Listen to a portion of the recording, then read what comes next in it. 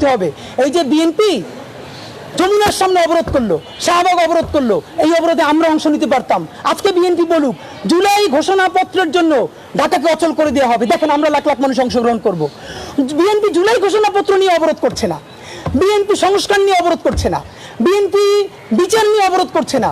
যখন সে শুধুই নির্বাচন নিয়ে কথা বলবে তখন তো আমরা এটাকে ফিল করি দিল্লি ছকে সে তা দিয়েছে এবং তাকে দিতে হয়েছে। প্রশ্ন হলো বিএনপি এটা বোঝা সত্ত্বেও সে কেন এটা বলে? কারণ দুইটা, তার দুটো দগদগে স্মৃতি আছে। বিএনপির প্রথম দগদগে স্মৃতি তার ১/১১ স্মৃতি। সে ২০০৬-এর পর সেনাবাহিনীর কথা মতো চলে নাই, সেনাবাহিনীর বিরুদ্ধে কথা বলেছে এবং সেই সেনাবাহিনী 111 করে বিএনপিকে মাইনাস করে আওয়ামী লীগকে শুধু ক্ষমতায় আনে নাই, বাংলাদেশকে ধ্বংস করে ফেলেছে। সুতরাং এবার বিএনপি সেনাবাহিনীর বিরুদ্ধে যেতে চায় না কোনোভাবে। সব জানে সেনাবাহিনী কি করবে, কিন্তু সে যেতে চায় না কারণ তার দগদগে স্মৃতি আছে ১/১১। নাম্বার ২, আজকে যদি বিএনপি বলে যে না আমরা জনগণের পক্ষে থাকবো, সেনাবাহিনীর পক্ষে যাব না, তাহলে এনসিপি যদি কালকে গিয়ে সেনাবাহিনীর ফাঁদে পা দেয়, যদি পরশু জামাত ইসলামী গিয়ে পা দেয়, তো কেউ না কেউ সেনাবাহিনীর সুবিধাটা তো নিবে। তাহলে বিএনপি কেন এই চান্স মিস করবে, সেই ঝুঁকিটা নিবে? এইটা বিএনপির পক্ষে আমরা বলছি। কিন্তু মূল সমস্যা হলো বিএনপি আর একটা কথা বলছে, ছাত্রদের পদত্যাগ করানো। আপনারা জানেন এই যে ছাত্র উপদেষ্টা ২ জন, এদের ব্যাপারে আপনাদের সামনে আমরা অসংখ্যবার সমালোচনা করেছি না, তাদেরকে পদত্যাগ করতে বলেছি না? জুলাইয়ের ছাত্র মানেই শুধু এনসিপির ২ জন ছাত্র না, ছাত্র মানে ছাত্র দলও। জুলাইয়ের ছাত্র মানে ছাত্র শিবিরও। জুলাইয়ের ছাত্র মানে বাংলাদেশের আপামর ছাত্র জনতা। এনসিপিটাকে কুক্ষিগত করেছে। কিন্তু একটা কথা আপনাদেরকে বলি, বিএনপি যে বলছে এই ২ জন এনসিপির প্রতিনিধি, আমরা জানি মাহফুজ আলম এবং আসিফ মাহমুদ, এই দুজনের কিন্তু অফিসিয়ালি এনসিপির এখনো কোনো কানেকশন নাই। তাহলে তো আমরাও বলতে হয় এই উপদেষ্টাদের মধ্যে মিনিমাম ৪ জন আছে যারা বিএনপির প্রার্থী, এই বিএনপির মনোনীত। এবং এর মধ্যে এমন একজন উপদেষ্টা আছে তিনি সুটকেস গুছিয়ে বসে আছেন কোন সময় ডক্টর ইউনূস ক্ষমতা ছাড়বেন এবং তিনি প্রধান উপদেষ্টা হবেন। এবং বিএনপি যেদিন ক্যাবিনেট যাবে, সরকার গঠন করবে, সেইখানে তিনি আবার গুরুত্বপূর্ণ একটা মন্ত্রী হবেন, এরকম লোক তো আছে। তা আপনারা যদি তাদেরকে এনসিপির মন্ত্রী বলেন, তাহলে বিএনপির মন্ত্রী তো আছে ৫ জন, তাদেরকে পদত্যাগ করাবে কি আমাকে বলেন? নাম্বার ২, এই যে ছাত্র উপদেষ্টাদেরকে পদত্যাগ করাতে চান, ছাত্র উপদেষ্টারা পদত্যাগ করলে এই সরকারের আর ১ সেকেন্ডও কোনো বৈধতা নাই। এই সরকারের একমাত্র বৈধতা তাদের সাথে ছাত্ররা আছে।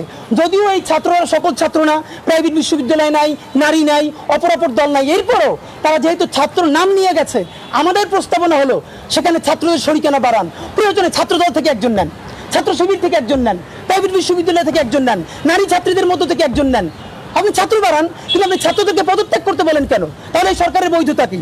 তো বিএনপির ক্ষেত্রে এবং সর্বশেষ আমাদের যেটা, তিনি সরকার স্পষ্ট দেখতে পাচ্ছি মনে হচ্ছে বিএনপি যেন এখন সেনাবাহিনীর মুখপাত্র। মানে সেনাবাহিনী যেটা অফিসিয়ালি বলতে পারে না সেইটা এখন বিএনপি বলছে। আমির খসরু মাহমুদ চৌধুরী গতকালকে বললেন, তার মতো প্রাজ্ঞ রাজনৈতিকবিদ, হ্যাঁ সেনাবাহিনীর প্রধান তো এই বক্তব্যটা দিতেই পারে, এটা আবার আপনাকে অ্যাড্রেস করতে হবে। আমরা জানি আপনাদের 111-এর দগদগে স্মৃতি আছে, দিল্লির বিরুদ্ধে যাবার কারণে আপনাদের জীবন নাই হয়ে গেছে। কিন্তু দেখেন আপনাদের ক্ষতি হবার সাথে সাথে আপনারাই কিন্তু হেরে যান নাই, আপনাদের সাথে সারা বাংলাদেশ সাফার করেছে, আমরা সবাই সাফার করেছি। আমাদেরকে একা করে দিয়ে আপনারা দিল্লির প্রেসক্রিপশনে চলবেন? আপনারা সেনাবাহিনীর সাথে এভাবে কোনো চিন্তা ভাবনা ছাড়া একাত্মতা পোষণ করার কোনো অধিকার আপনাদের নাই। সর্বশেষ বলি, বিএনপি আপনারা তো আসলে কিভাবে জেনজি আপনাদের সাথে একাত্মতা হবে? দেখলাম দুদু উনি তো ফ্যাসিবাদ বিরোধী আন্দোলনের নেতা, তিনি বললেন বিএনপির যত কর্মী আছে প্রস্রাব কইরা দিলে নাকি সব ভাইসে যাবে এই অন্য। আপনাকে বিনীত অনুরোধ করি, গত 16 বছর আপনার প্রস্রাব করতে নিষেধ করছে কেডা? মানে গত 16 বছর আপনি প্রস্রাব করেন নাই কেন? আল্লাহর রাস্তায় বলেন। মানে আবারও বিএনপিকে বলে, জামাত ইসলামী বলে মুরব্বীদের মুখে টেপ মারেন, পিছনে বসাই রাখেন। এই আন্দোলনে যত শহীদ হয়েছে, যত যোদ্ধা, তাদের এইজ গ্রুপ 21 থেকে 35, বিএনপি জামাত ইসলামী সকলে আপনারা তরুণদেরকে সামনে আনেন। এই মুরব্বীদের কি কথা বলে দেখেন, বলে প্রস্রাব করলে ভেসে যাবে। এটা আওয়ামী লীগকে বললে আমরা জিভে ছেড়ে ফেলতাম, এখন তো আওয়ামী লীগের চেয়ে উনি কি কথা বললো। তা আপনাদের একটা কথা বলি, এত প্রস্রাব যখন পেটে নিয়ে 16 বছর রয়েছেন, 28 অক্টোবর 2023 পল্টনের সামনে যখন সমাবেশ হয়েছে, গ্রেনেড মারতে পারে নাই, তার আগে বুড়া নেতৃবৃন্দ মুড়ু কইরে পালাইলেন। আমরা বিএনপির কর্মী না, তবু 1 ঘন্টা সেখানে স্টেজের সামনে দাঁড়াইছিলাম, কোন একজন মাঝারি মানের নেতাও আসে কিনা আমরা প্রতিরোধ গড়ে তুলবো। একজনও পারেন নাই।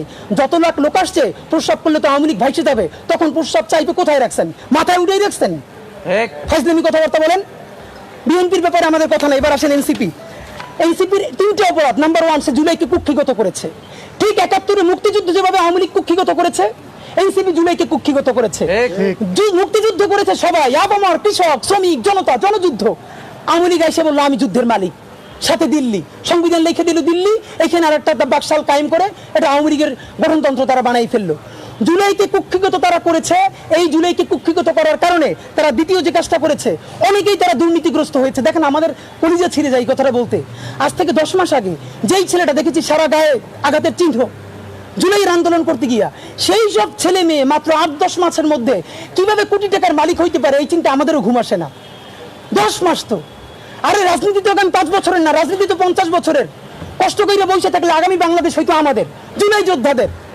এখন তারা যে দুর্নীতি করলো, তারা তো এই সরকার পড়ে যাওয়ার সাথে সাথে কেউ যাবে দুবাই, যারা ফ্ল্যাট কিনছে, হাউজিং এ প্রজেক্ট করছে, ওখানে ব্যবসা কিনছে, কেউ যাবে বিদেশ, যারা মাস্টারমাইন্ড হইছে। এই লক্ষ লক্ষ জুলাই জনতা কোথায় যাবে? আমাদেরকে যে তোমরা এই জাহান্নামের মধ্যে ফেলাই দেবা, এর দায় কিন্তু ইতিহাসের কাছে দিতে হবে, আল্লাহর কাছে দিতে হবে। নাম্বার 2, আপনাদেরকে বলতে চাই, এই ঐক্য প্রথমত বিনষ্ট করেছে এনসিপি। এই যে জুলাইয়ের বৃহত্তর ঐক্য, কত মানে মনে করে ফেসবুক একটা আছে, আগেও বলছিলাম যে ফেসবুক অ্যাকাউন্ট সব ডক্টর ইউনূসের কাছে জমা থাকবে। মন চাইলেই পোস্ট দেয়, আধা ঘন্টা পর ডিলিট দেয়, এরপর 3 ঘন্টা পর হিসাবে দুঃখ প্রকাশ করে। ভাই এটা কি বাচ্চা কাচ্চাদের ওই হান্ডি পাতিল খেলা যে ঠিক আছে খেলবো না, হারাই ফেরত দাও, একটু পরে এসে আবার ঠিক আছে খেলা শুরু করি? বাবা তুমি যদি ইমোশনাল হও, তোমার যদি কবি সাহিত্যিক আর্টিস্টিক সেন্সটা বেশি থাকে, তুমি যদি অভিমানী বালক হও, তাহলে তুমি নাটক করবা, সিনেমা করবা, থিয়েটার করবা, আর্ট কালচার করবা। তোমার উপদেষ্টা হওয়ার মতো সিরিয়াস দায়িত্ব কে নিতে বলছে? আমরা যখন এটা সমালোচনা করলাম, তাদের ভাই বন্ধুরা আমাদেরকে কিয়ামত করে সমালোচনা করলো। তখন বললাম ভাই তিনি বিদেশ চলে যাবেন, যেই সব ছেলে মেয়েরা তোমরা দেশে আসো, তোমরা দেশে থাকবা, তোমাদেরকে মানুষ ভালোবাসে।